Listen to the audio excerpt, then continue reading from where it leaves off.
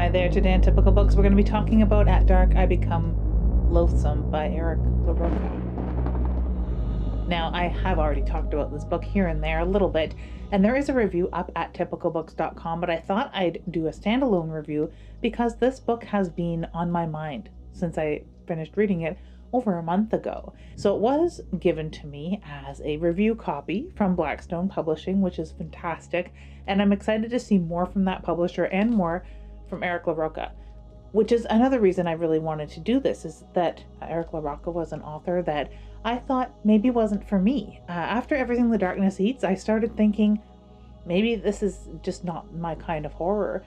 Although I did enjoy some things about Eric's writing, this book really solidified me as a fan because I really enjoyed it. Now, of course, the cover is extremely enjoyable. Of course, you know I love a good font, and this is Futura, a really resilient font, a really good standalone font. If you want a sans serif font that's a little more exciting than Helvetica, if you get excited by sans serif fonts, just a very good looking font. I like the way the C's are shaped. The red and black play with the white. This sculpture that is photographed on the cover is by Sarah Sitkin, I believe is the artist's name, and her art is fantastic. It's not like something that I'd be able to see. I don't think that that's an artist that would be showing in any gallery near here. But if you're in LA, it seems to be that you will be able to see quite a bit of her art.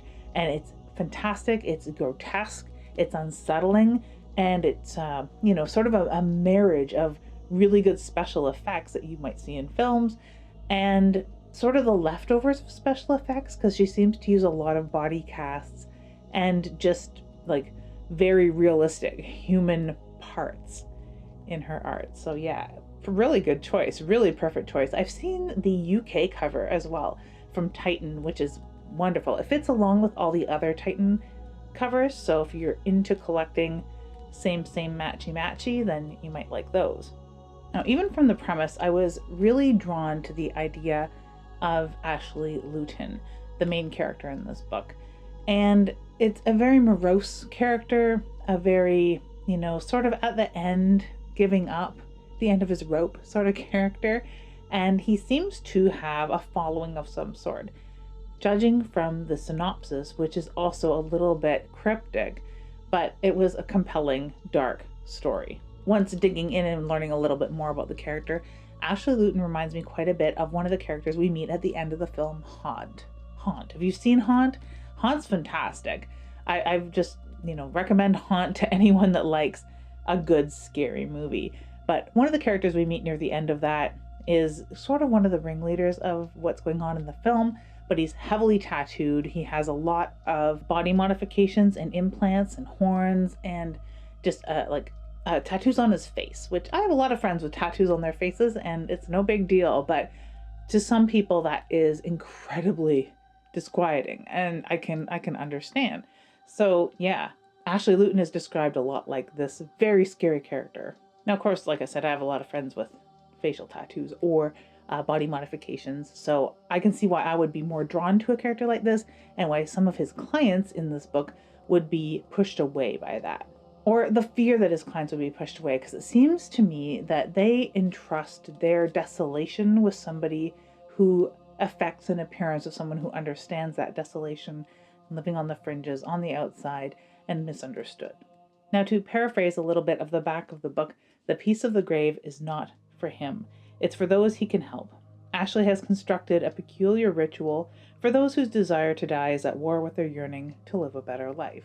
Struggling to overcome his own endless grief, one night Ashley finds connection with Jinx, a potential candidate for Ashley's next ritual, who spins a tale both revolting and fascinating.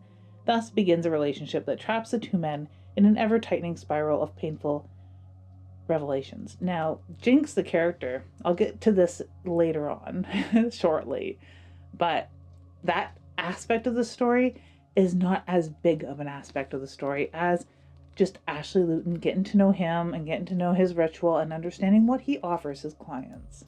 We know that Ashley is strange and shy and off-putting, but mainly because he tells us this. As we get to know him, we realize he's not so strange. He's not really so shy, and he's maybe less off-putting than he lets on. The large arc of the story having to do with a female client of his that we meet near the beginning and at the end, sort of, and it kind of bookends this whole story. It's her story and his interactions with her that really are the most compelling to me, and that I found was the most interesting aspect of the way this client enters his life, the way he describes his interactions with her, the way that she seems to interact with him and just accept him as the way he is and accept her station in life for what it is, and what he offers her in form of this ritual. And I am being incredibly vague about the ritual, because if you haven't read this, I'd love to hear what you thought of it too. The saggy bit is in the middle when he's interacting with the Jinx online, and it just goes on for an inordinate amount of time. So Jinx is relaying a story, and it seems to be a moment where Ashley kind of needs to kick back and have a drink and have someone else do the talking for a while, and I get that. And it just goes on incredibly long, and I believe it is all in italics, and that's another thing that kind of took me out of that section. I just had to double check. It's not in italics, but it is like in a chat format, a little bit smaller font. I just found it went on. It wasn't interesting, and I was already into the story of Ashley and the services he provides to people, and I was far more interested in that. And this guy's story, as interesting as it is to build the character of Ashley as a gay or bisexual man who's semi-closeted and really removed from a lifestyle that maybe would do him some good, I found it so boring. But yeah, there's two things in here that are used as sort of techniques, and one is this dirge repetition of "At dark I become loathsome," and it is used by Ashley in his thoughts to us as he's giving us sort of this diary entry look into his life, and he uses it a lot, and like a lot. And I could see for some people that being incredibly off-putting or annoying even. I loved it, and I had worried by the middle part of the book that this is going to get tiresome eventually, and it never did. It was used every single time effectively, and it was used a lot. I really thought that it would become like annoying, and like it is a dirge, and it is used at the end of almost every chapter, it seems, and I really feared that it would become tiresome, irksome, annoying, and I can see why other people would maybe get annoyed by that, but I thought it was used effectively every single time it was used, and it was used a lot. Another tactic that's used in this book is this terms of use, this contract that Ashley Lutin has with his clients, and we get it sort of section by section as we go through this book, and I really like that. It is already a diary entry sort of book, so having sort of those library scenes of a diary entry wouldn't work on top of this. We do have a few chat logs and things, and we have like the idea of some conversations he's had in the past. We don't spend a lot of time in the past. It does stay pretty rooted in the present, so there's not a lot of like expo dump, but this contract serves as this information, and we get to see the ritual as it plays out a few times here and there in different ways, but we have his expectations of this ritual and his clients and of other people in this planet, and sort of his whole real creed and his sort of raison d'etre, or just his worldview is encapsulated within the way he writes this contract, the language he uses, the expectations he has, the professionalism he tries to exude with this, and the reasoning behind it all is section by section laid out. And we get to see how the ritual is supposed to go every time and what he expects of people. So we have an idea of how rigid he is, and how that rigidity, and coupled with his pretty negative worldview, serve to hold him up and hold him together as a man who's struggling with grief. His son had died, and we get glimpses of that, and this is sort of partially how he's coping with that, and it's a pretty poor coping mechanism, although it is extremely elaborate. So it's just completely fascinating that we get to see that contract bit by bit. I'm sure some people would think that our main character, Mr. Lutin here, kind of lacks an arc, because he's not a heck of a lot different from when we meet him to where he ends. But we get to see a whole lot of backstory just in glimpses, so we have a really good idea of how this man has changed throughout his life. Maybe some people need to have that all in the story, but I'm fine without it. I don't want to see the book that came before this, so to speak, showing all of the tragedy and all of the trials and the things that Ashley Lutin has gone through to present the man that we see today. I like this sort of like end game expose, this sort of like coming in the last chapter. It feels really good to me to not have to endure all of that with him. We have an idea of what he's gone through because of the person that he is. And I like meeting this version better than the version he explains, which is kind of a regular dude.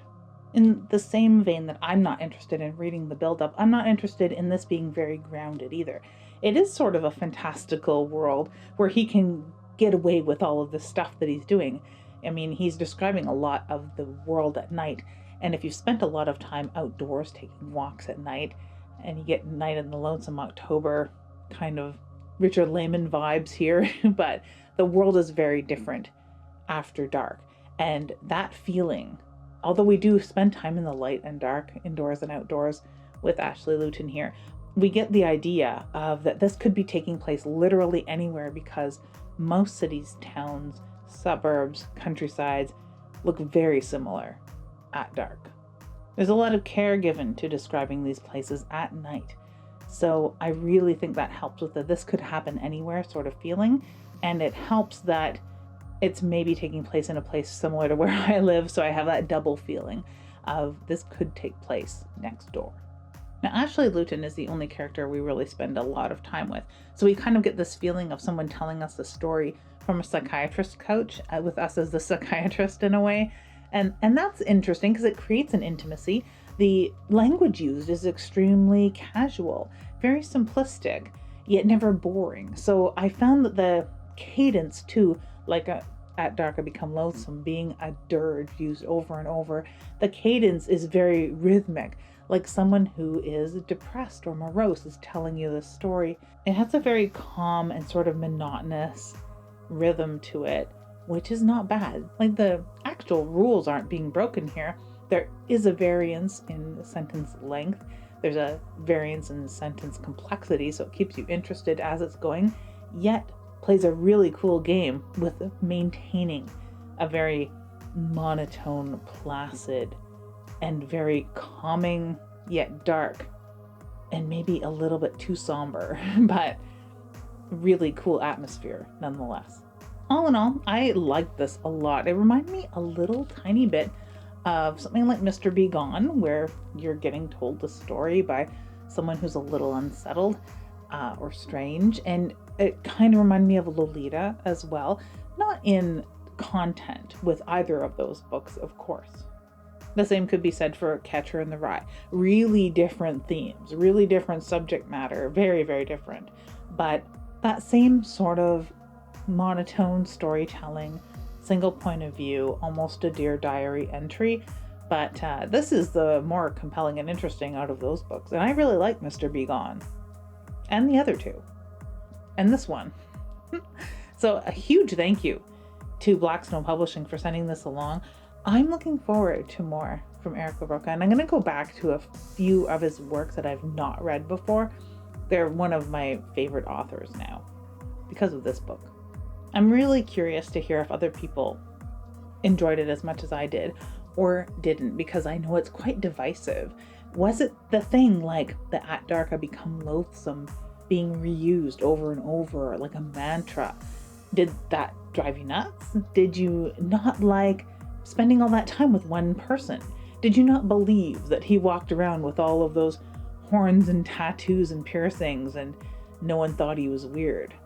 Or do you also have a whole bunch of tattoos and piercings and implants and have a much better go at it than Ashley Lutin ever did?